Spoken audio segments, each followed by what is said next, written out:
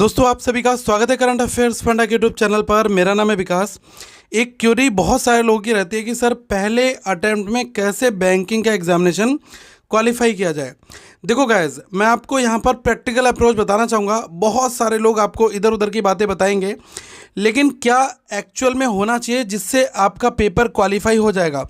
तो देखो, मैं आपको एक चीज़ यहाँ पर कहना चाहूँगा कि जो सबसे ज़रूरी चीज़ है ना, वो ये होती है कि जो आपका सिलेबस होता है ना, उससे आपको फैमिलियर यहाँ पर होना। तो जो एग्ज़ाम पैटर्न है, पहली चीज़, एक आपका हो गया एग्ज़ाम पैटर्न और एक आपका हो गया सिलेबस।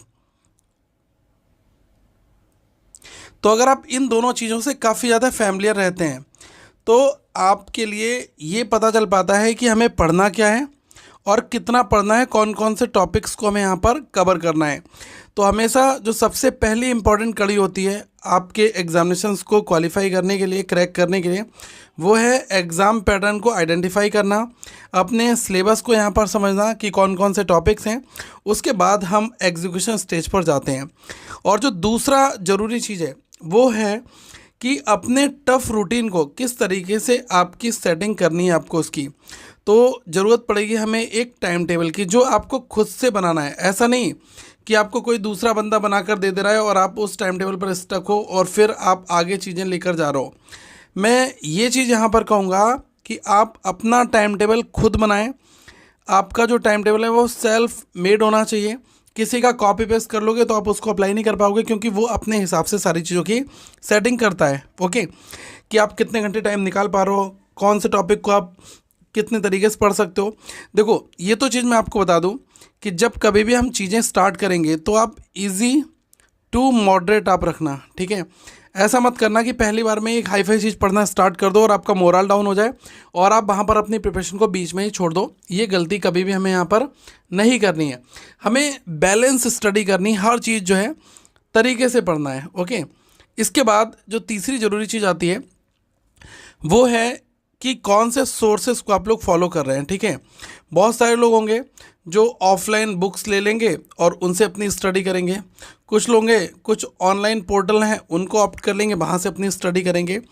दोनों ही चीज़ें बहुत अच्छी हैं, लेकिन जो बाद वाली चीज़ है ऑनलाइन, ये 100% इम्पॉर्टेंट है, 100% कंपलसरी है।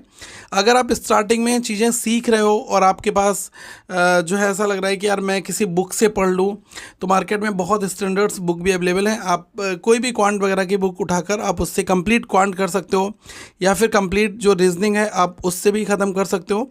उसके बाद फिर जो ऑनलाइन कंटेंट है उसको पढ़ लो, जैसे आपका टेस्ट सीरीज़ हो गया, या फिर कुछ ऐसे कैंडिडेट्स होंगे जिनको बुक से नहीं पढ़ने का मन करता होगा, वो वीडियोस देखना ही चाहते होंगे, तो आप इंटरनेट पर जाओ और बहुत सारे वीडियोस अवेलेबल हैं। जो टॉपिक आपको पढ़ना है उसका वीडियो सर्च करो, आप उसको ख़त्म कर लो, फिर उसके प्रैक्टिस क्वेश्चंस लगाओ। इस तरीके से हमें अपने सोर्सेज को ऑप्ट करना है, ठीक है। बाकी ये ज़रूर कहूँगा कि जो करंट अफेयर्स है वो गाइस, अगर आप करंट अफेयर्स फंडा का फॉलो कर रहे होंगे तो आपको खुद पता होगा कि क्वालिटी कैसी है। 100% exam oriented, completely up to dated और डिटेल्ड एनालिसिस, ठीक है। ये सारी चीज़ें हम आपको करंट अफेयर्स में प्रोवाइड कराते हैं। अभी ये ऑफर आई थिंक चल रहा है, केवल आपको 299 में ये मिल जाएगा, ठीक है।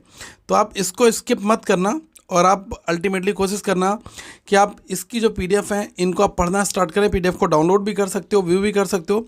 एक एक वीक की पीडीएफ पढ़ो, अगर आप डेली नहीं पढ़ सकते, लेकिन हाँ अल्टीमेटली आपको खुद लगेगा कि हाँ यार मेरी प्रिपरेशन अब आगे अल्टीमेटली बूस्ट यहाँ पर हो रही है, ठीक है। इसके बाद गाइस जो चौथा पॉइंट है, फोर्थ पॉइंट, ठीक है। फोर्थ पॉइंट में यहाँ पर कहना चाहूँगा बहुत सारे लोग नहीं करते हैं, वो है कि आपको आइडेंटिफाई करना है अपना वीक एरिया और स्ट्रॉन्ग एरिया। ऐसा मैं क्यों कह रहा हूँ, क्योंकि कई बार क्या होता है ना कि हम लोग जब मैथ्स पढ़ते हैं क्वांट सेक्शन, तो आप उसमें नंबर सीरीज़ ही पूरे दिन पढ़ते रहते हो, या फिर आप देखोगे क्वाड्रेटिक ही पढ़ते रहते हो। आपका अरिथमेटिक का आपको टाइम ही नहीं मिल पाता कि यार मुझे अरिथमेटिक क्वेश्चंस जो हैं वो बनाने हैं, कब बनाने हैं क्वांट में, ठीक है। मैं क्वांट की बात कर रहा हूँ। तो मैं ये बताना चाह रहा हूँ कि जो आपका स्ट्रॉन्ग एरिया है ना, उस पर आप करो, थोड़ा थोड़ा मेहनत करो, लेकिन जो आपका वीक सेक्शन है उसको आप 3-3 4-4 घंटे डेली दो, तो ये भी थोड़ा सा अच्छा हो जाएगा, ठीक है। तो हमें पहले आइडेंटिफाई करना होगा कि मेरा जो वीक एरिया है वो कौन सा है, और उस पर ज़्यादा फोकस करना होगा रेदर देन जो आपका स्ट्रॉन्ग सेक्शन है उस पर। तो है ही यार, वो तो आप कर ही लोगे, एग्ज़ाम में छोड़ोगे नहीं, आप उस मार्क्स से बीट करोगे अपने कंप्यूटर के सामने, क्योंकि जो आपका वीक एरिया है ना वहाँ पर आप वीक जो है होगे तो आप आगे अपनी गाड़ी नहीं ले जा पाओगे, ठीक है।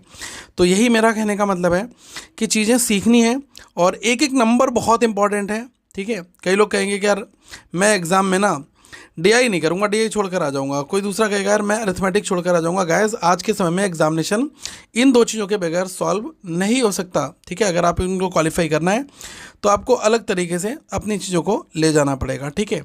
अब गाइस, जैसे कि अगर कोई एग्ज़ाम आ गया, ओके, तो आपको अपनी स्ट्रेटजी जो है उसके हिसाब से सेटिंग कर लेनी है, क्योंकि कई बार क्या होता है ना कि हम पुराने ट्रेडिशनल पैटर्न पर ही पढ़ते जाते हैं और एग्ज़ाम की डेट पास आ जाती है, फिर हमें ये लगता है कि यार हमारा सिलेबस नहीं हो पाया।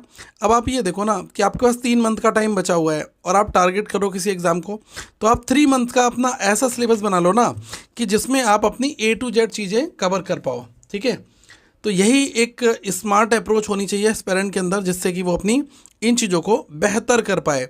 आपको क्या करना है, अपनी चीज़ें बेहतर करनी है, लगातार ग्रेजुअली इंक्रीज़ करना है अपनी परफॉर्मेंस को धीरे धीरे करके, ठीक है। क्योंकि अगर आप सोचोगे कि मुझे 2 दिन या 1 हफ्ते में ही सारे कंसेप्ट समझ में आ जाए या ये हो जाए, ये सब्जेक्ट समझ में आ जाए, ऐसा पॉसिबल नहीं है, ठीक है। अल्टीमेटली ज़्यादा से ज़्यादा कोशिश करनी है प्रैक्टिस पर, तभी वहाँ पर कुछ काम हो पाएगा, ठीक है। और जो प्रीवियस ईयर के पेपर है ना वो भी काफ़ी इंपॉर्टेंट रहते हैं। आप प्रीवियस ईयर के पेपर जो हैं इनको ज़रूर गूगल पर सर्च करना, जिस एग्ज़ाम की तैयारी कर रहे हो उसके प्रीवियस ईयर के पेपर दो, आप रियल टाइम मॉक टेस्ट बनाओ, तो आपको खुद पता चलेगा कि हाँ अब मेरी गाड़ी पटरी पर आ रही है और मुझे खुद अच्छा लग रहा है, ठीक है। क्योंकि मॉक टेस्ट जो है वो एक रियल टाइम एनालिसिस है, आपको अपनी परफॉर्मेंस अगर चेक करनी है कि मुझे कितना आ गया, कितने कंसेप्ट आ गया, तो उसके लिए आपके पास जो है मॉक टेस्ट है, ठीक है। एक ज़रूरी चीज़ मैं यहाँ पर और आपके लिए डिस्कस करना चाहूँगा, जो बहुत बहुत ज़रूरी है, अगर आप इसको गाइस बनाते हो तो मुझे लग रहा है कि आप काफ़ी बेहतर अपनी परफॉर्मेंस कर सकते हो। वो है अपने खुद के सेल्फ मेकिंग नोट्स, ठीक है। मैं इसको इसलिए कह रहा हूँ, ये आप नोट कर लो, SMN, ठीक है, सेल्फ मेकिंग नोट्स। अपने खुद के नोट्स आपको बनाने हैं और इनको आप शॉर्ट में बनाओ, ताकि आप एग्ज़ाम के टाइम पर इसको अच्छे से रिवाइज़ कर लो, ठीक है। देखो यार, रिवाइज, रिटेन, ये सब चीज़ें तभी काम करेंगी जब आप कुछ अपने निमोनिक सेट करोगे, अपने शॉर्ट नोट्स बनाओगे, क्योंकि एग्ज़ाम जब पास आ जाता है तो पूरी बड़ी बड़ी बुक्स निकालना पॉसिबल नहीं हो पाएगा। फिर आपको करना वही पड़ेगा कि अपने शॉर्ट नोट्स निकालें और धीरे धीरे चीज़ों को करना स्टार्ट कर दिया, ठीक है।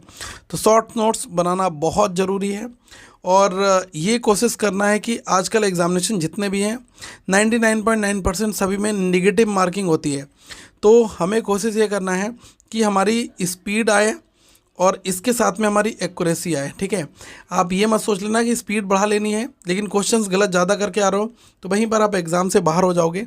आप अगर इन टिप्स के साथ में आगे आप अपने आप को लेकर जाते हो तो मुझे ये 100% विश्वास है कि आप एग्ज़ाम को क्वालिफाई कर लोगे। हमें जो गैस वर्क है इसको अवॉइड करना है, एक्यूरेसी के साथ पेपर सॉल्व करना है। स्पीड ऑब्वियसली आएगी धीरे धीरे टाइम के हिसाब से, जैसे जैसे समय कटेगा वैसे वैसे आपकी स्पीड भी आएगी, ठीक है। तो जो अल्टीमेटली पूरी चीज़ है उसमें आपने देखा कि जो टाइम मैनेजमेंट है ना वो बहुत इंपॉर्टेंट है, कि आपको टाइम कैसे कैसे अपना मैनेज करना है, प्लस अपने शॉर्ट नोट्स बनाने हैं, स्पीड एक्यूरेसी पर ध्यान देना है, मॉक टेस्ट देना है।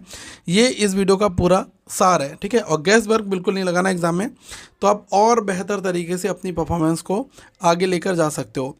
और करंट अफेयर्स फंडा के ऐप में आपको रीजनिंग का कंप्लीट कोर्स मिल जाएगा, वीडियो कोर्स है 299 में। DI है, आपको करंट अफेयर्स का कोर्स मिल जाएगा, तो आप इसमें इनरोल हो सकते हैं, अपनी बेहतर तैयारी कर सकते हैं, क्योंकि हमने जो भी चीज़ आपके लिए प्रोवाइड करा रखी है वो बहुत ही सिंप्लीफाइड तरीके से काफ़ी अफोर्डेबल रेट में है। तो आप इसका जो है बेनिफिट लें, इसको एंजॉय करें और अपनी प्रिपरेशन आगे लेकर जाएं। ऐप का लिंक डिस्क्रिप्शन में दिया गया है। Thank you so much guys, have a good day all of you, once again we will meet in the next video.